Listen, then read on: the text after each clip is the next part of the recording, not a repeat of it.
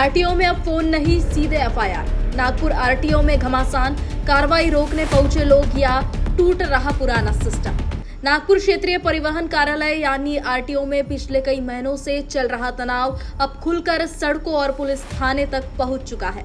Overload वाहनों और कथित अवैध परिवहन पर लगातार हो रही कार्रवाई के बीच अब विभाग के अधिकारियों और बाहरी दबाव बनाने वालों के बीच सीधा टकराव सामने आया है। ताजा मामले में मोटर वाहन निरीक्षक अंशुल अजय मुंदड़े की शिकायत पर सीताबड़ी पुलिस थाने में नरेंद्र शर्मा और यश शर्मा के खिलाफ एफआईआर दर्ज की गई है। आरोप है कि 6 मई 2026 को आरटीओ कार्यालय परिसर में कार्रवाई के दौरान दोनों ने अधिकारियों से अभद्र व्यवहार किया, गाली गलौज की और सरकारी कार्रवाई रोकने का दबाव बनाया। वाहन पर कार्रवाई क्यों कर रहे हो, इसी सवाल से शुरू हुआ पूरा विवाद। एफआईआर के अनुसार उस दिन मोटर वाहन निरीक्षक अंशुल मुंदड़े और उनकी सहकर्मी सीमा चिकटे ड्यूटी पर मौजूद थी। इसी दौरान ओवरलोड वाहन क्रमांक यूपी 70 BT 881111 के खिलाफ कार्रवाई चल रही थी। शिकायत में आरोप लगाया गया है कि तभी नरेंद्र शर्मा और यश शर्मा वहां पहुंचे और कार्रवाई पर सवाल उठने लगे। वाहन पर कार्रवाई क्यों कर रहे हो? बताया जा रहा है कि इस बात को लेकर विवाद बढ़ा और मामला कथित धमकी, गाली गलौज और सरकारी काम में बाधा तक पहुंच गया। गंभीर धाराओं में मामला दर्ज। सीताबड़ी पुलिस ने इस मामले में भारतीय न्याय संहिता BNS की धारा 296, 221, 224, 391, 235 के तहत मामला दर्ज कर जांच शुरू कर दी है। इस एफआईआर के सामने आते ही परिवहन विभाग में हलचल तेज हो गई। सेटिंग सिस्टम पर चोट या सिर्फ एक विवाद? सूत्रों के अनुसार पिछले कुछ समय से नागपुर आरटीओ में ओवरलोड वाहनों और अवैध परिवहन के खिलाफ कार्रवाई अचानक तेज हुई है। सिर्फ अप्रैल महीने में ही करीब 1.25 करोड़ के चालान किए जाने की चर्चा है, जिसके बाद विभाग के भीतर और बाहर दोनों तरफ बेचैनी दिखाई दे रही है। विभागीय सूत्रों का दावा है कि पहले कई मामलों में सिर्फ एक फोन कॉल पर कार्रवाई रुक जाया करती थी, लेकिन अब कुछ अधिकारी कथित दबाव में झुकने से साफ इनकार कर रहे हैं। यानी जो सिस्टम वर्षों से मैनेजमेंट और सेटिंग पर चलता बताया जाता था, क्या अब उसमें दरार पड़ने लगी है? अब फोन नहीं, एफआईआर होगी।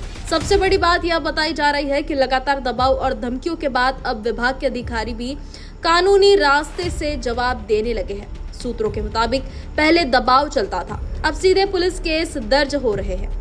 यही वजह है कि विभाग के भीतर चल रही खींचतान अब खुलकर सामने आने लगी है। कार्रवाई बढ़ी तो राजस्व भी बढ़ा।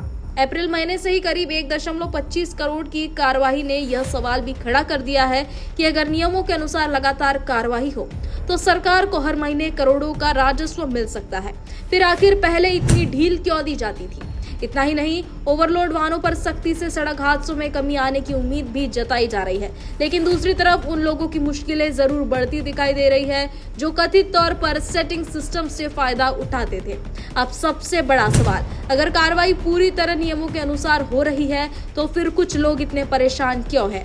क्या नागपुर आरटीओ में वर्षों से चल रहे दबाव और प्रभाव की राजनीति अब कमजोर पड़ रही है? क्या यह मामला सिर्फ एक एफआईआर नहीं बल्कि सिस्टम बनाम दबाव की खुली लड़ाई बन चुका है? और सबसे अहम, क्या नागपुर आरटीओ में अब पुराना खेल खत्म होने लगा है? फिलहाल नागपुर परिवहन विभाग की यह अंदरूनी जंग अब सरकारी दफ्तरों की चारदीवारी से बाहर निकल चुकी है, जहां एक तरफ नियमों की बात हो रही है तो दूसरी तरफ आरोप, दबाव, एफआईआर और टकराव कहानी लगातार गहराती जा रही है। Bureau report, news first. निष्पक्षता का कदम, आपकी हर समस्या में आपसे पहले दिखेंगे हम हैं न्यूज फर्स्ट। ईश्वर का सच, हमारा साहस और आपका विश्वास। सच, साहस और विश्वास। अगर आप ये वीडियो YouTube पर देख रहे हैं तो हमारे चैनल को सब्सक्राइब कर बेल आइकन दबाएं।